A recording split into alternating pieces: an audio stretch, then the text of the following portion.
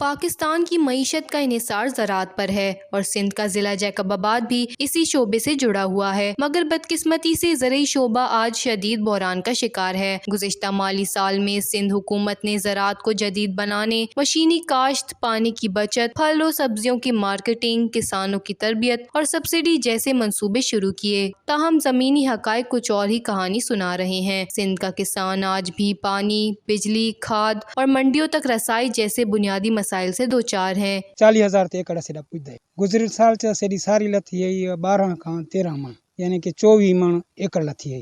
इन हिसाब न तकरीबन असां अध काई पिछते गई सारी हली है 2000 2122 इन च असां वॾा नुक़सान कितासीं। जंहिं च असां अगर वाणे का व्याज जे हिसाब न चवंदे पियूं पिछे त असां अञा घणा पिछते वेंदे पियूं। असां अगले साल न वॾा नुक़सान थे ऐं ही साल अखिंदे रिलीफ क्या ॾिसन भाण उहे 12,000 ते खड़ाए था। अच्छा भाण 42-43 ते खड़ाए रिलीफ त असांखे कोन मिलसे। जेका बजट पेश की थी न अञा वधा चाड़ मार सरकारी महकमे को ॾितास फ़ाइदा को हारी को कोन्ह ॾितास। हारी को कहिड़े हिसाब न फ़ाइदा ॾिसन। आस्ते आस्ते जेके हाल आहिनि असां राखियां छुड़ेंदे वेंदो वञूं मजबूरी च पहुंचूं। इनके अलावा का शइ बि असांखे या नथी थिए।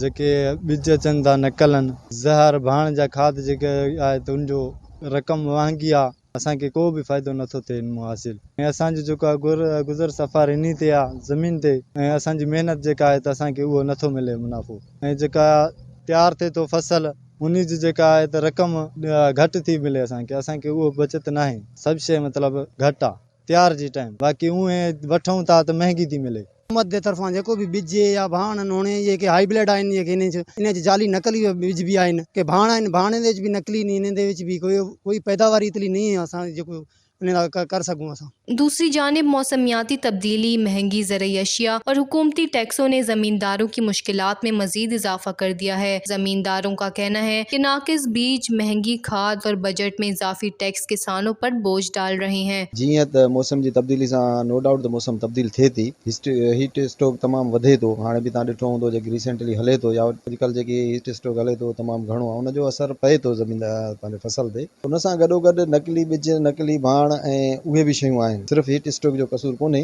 पर उन सां गॾु इहे सभु शयूं बि आहिनि त जेके माना नकली बिज हलनि था। जीअं हाणे असांखे पंहिंजा मुल्की बिज तक़रीबन ख़तमु थी चुका आहिनि। हाणे असांखे धिकियो वियो आहे हाइब्रिड बिज ते। हाइब्रिड बिज में पहिरियों ईंदो हुयो F1 जेको डायरेक्ट चाइना खां अचे पियो, जेको असां पोखियूं पिया त उनजो रिज़ल्ट ऐं उहो हुयो बि ईअं त भाई जेतिरी गर्मी जेको पद वधंदो उनखे बर्दाश्त कंदो, इन जे करे हाणे उहे बिज आहिनि कोन। हाणे F2 थी वियो आहे, माना लोकल पैकिंग थिए थी, लोकल भरनि था, उन ते कंट्रोल कोन्हे गवर्नमेंट जो। तंहिं करे हिन दफ़े त ज़मीनदारनि खे सोचणु खपे, मुल्की बिजनि ते विया आहिनि सुपर वग़ैरह ते। बाक़ी जेके हाइब्रिड बिजनि मां त उन्हनि मां मुतमिन न आहियां ऐं उहे तक़रीबन जेको आहे सो F2 थी विया आहिनि। F1 अचे ई कोन थो। जेकॾहिं अचे बि अथो त उहो तमामु घणी मिलावट थिए थी ऐं जेको आहे सो ख़ासि करे जैकाबाद मार्केट में त तक़रीबन ईअं ई आहे। बाक़ी रही ॻाल्हि जेको आहे सो जेकी असांखे मुराद मिलणु खपे, जेकी गवर्नमेंट ऐलान करे थी, जेकी अरब रुपया सब्सिडी वग़ैरह आहे उहा सब्सिडी आहे कोन। हाणे जेकॾहिं तव्हां सब्सिडी ॾींदव, उहा ॾींदव तव्हां जेको आहे सो कंपनी खे, सही सिधी ॻाल्हि आहे। हाणे उहा सब्सिडी कंपनी वठी खाई वेंदी, मार्केट में त अचे नथो, फार्मर ताईं त कुझु शइ पुॼे ई कोन थी। फार्मर त उन रेट ते परचेज़ करे थो न।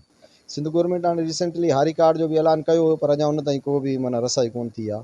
या वरी जेके ॿिया डिपार्टमेंट आहिनि जेके सीड वग़ैरह प्रोवाइड कंदा आहिनि, पर अञा ताईं आम माण्हू जे लाइ कुझु बि न आहे। इस हवाले से माहिरीन ने खबरदार किया है कि अगर हुकूमत ने किसान दोस्त पॉलिसियों पर संजीदगी से अमल ना किया और मौसमियाती तब्दीलियों से निमटने के इकदाम ना उठाए तो ज़रूरी पैदावार में खतरनाक हद तक कमी आ सकती है और किसान काश्तकारी से ही मुंह मोड़ने पर मजबूर हो सकते हैं। हुकूमत को चाहिए कि ज़राअत के शोबे को महज दावों से नहीं, अमली इकदाम से सहारा दे। वश न्यूज़, जैकबाबाद, सिंध।